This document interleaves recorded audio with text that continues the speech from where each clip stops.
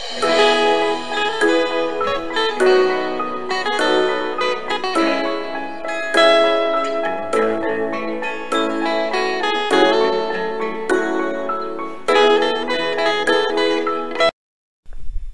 banqueroute des entreprises publiques congolaises.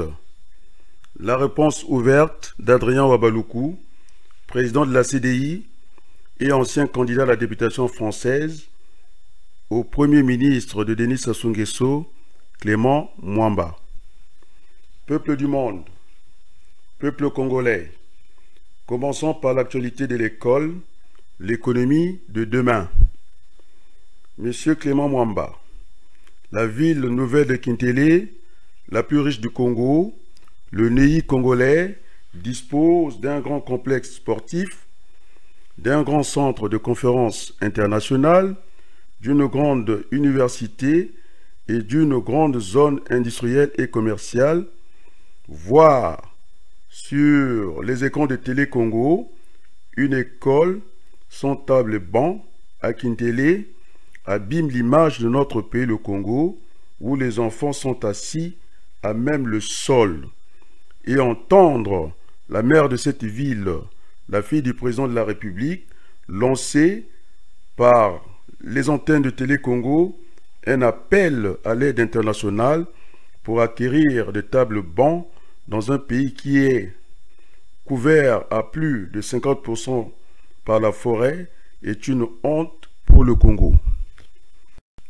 Voilà, Monsieur Clément Mwamba, les revers de la gestion clanique. Voilà la réussite tant vantée par le ministre de l'école Anatole Koliné-Makosso il y a à peine une semaine.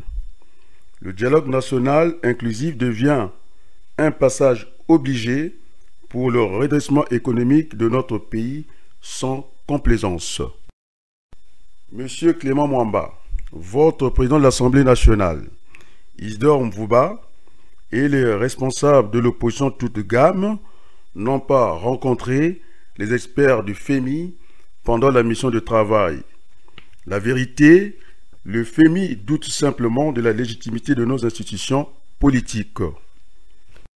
Monsieur Clément Mwamba, il faut essayer de vous mettre d'accord avec votre chef Denis Sassou Nguesso qui avait refusé le vocabulaire de la CDI sur la crise multidimensionnelle que traverse le Congo, à savoir la banqueroute et la faillite. L'économie est une discipline sérieuse autour d'un marché qui est la correction-sanction pour les entreprises. Clément Mwamba, en tant qu'économiste, le sait et il ne peut pas venir comme ça, au grand jour, devant les caméras de Télé Congo, s'étonner de la faillite des entreprises publiques confiées aux parents et aux copains. Pour aller plus loin, il faut le dire sans embâge que ces entreprises fonctionnent en roue libre, sans contrôle ni sanction du gouvernement. Il faudra éviter à nos entreprises publiques évoluant dans le secteur stratégique comme l'eau, l'électricité, etc., où les rendements sont croissants, soit simplement bradés sur l'autel des injonctions du Fonds monétaire international FMI.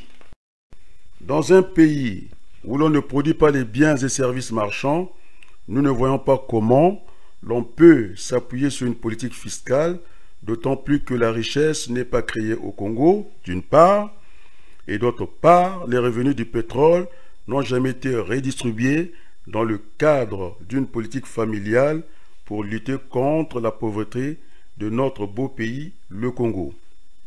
La politique fiscale de Clément Mwamba ne tenant que sur un seul pied, c'est-à-dire une contribution dite fiscale par la douane et les impôts, ne serait pas une bonne chose pour l'économie congolaise de demain, ne prélevant qu'uniquement les revenus du capital par les taxes.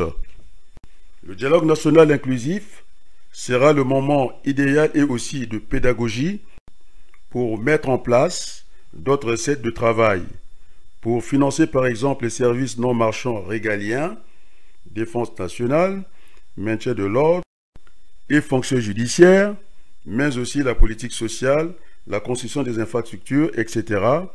Il faut le faire savoir que nous allons nous appuyer sur une politique fiscale à deux pieds, la douane et les impôts d'un côté, et de l'autre côté, une contribution parafiscale par les prélèvements sur les revenus du travail, ceci par les cotisations sociales.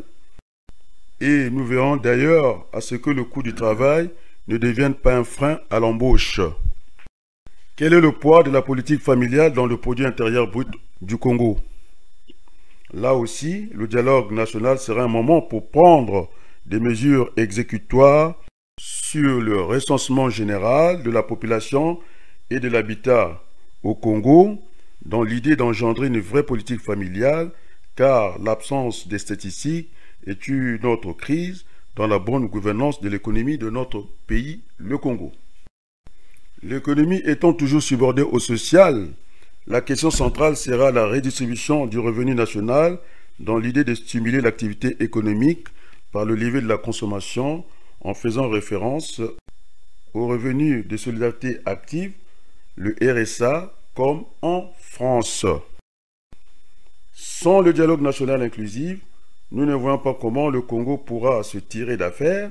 La banqueroute de l'État congolais, sous la conduite de Denis Sassou Nguesso, n'est plus à démontrer à la face du monde. La dette publique dissimulée, la corruption récurrente, le détournement des recettes publiques, la disparition des excédents budgétaires qui étaient alloués pour les générations futures, le gage du pétrole sur plusieurs années, la guerre du poule, et que savons-nous encore? La crise actuelle est avant tout une crise politique qui trouve ses fondements sur l'inversion des valeurs morales édictées par la société congolaise. L'erreur serait de s'enfermer dans une police d'arrogance, voire l'orgueil, pour compromettre à jamais les chances d'un avenir meilleur pour le Congo. Les déclarations de Clément Mwamba sur la banqueroute à propos des entreprises publiques alimentent davantage le débat sur le dialogue national inclusif à court terme. À moyen terme, la transition politique pour tout réparer et gérer les affaires courantes de l'État sous la conduite d'un gouvernement responsable, et sur le long terme, offrir aux Congolais des vraies élections démocratiques.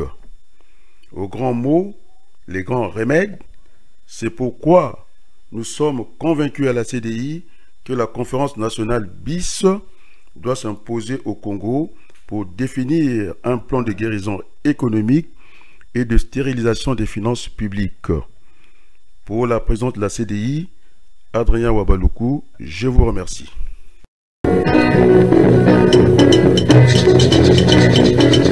Ah!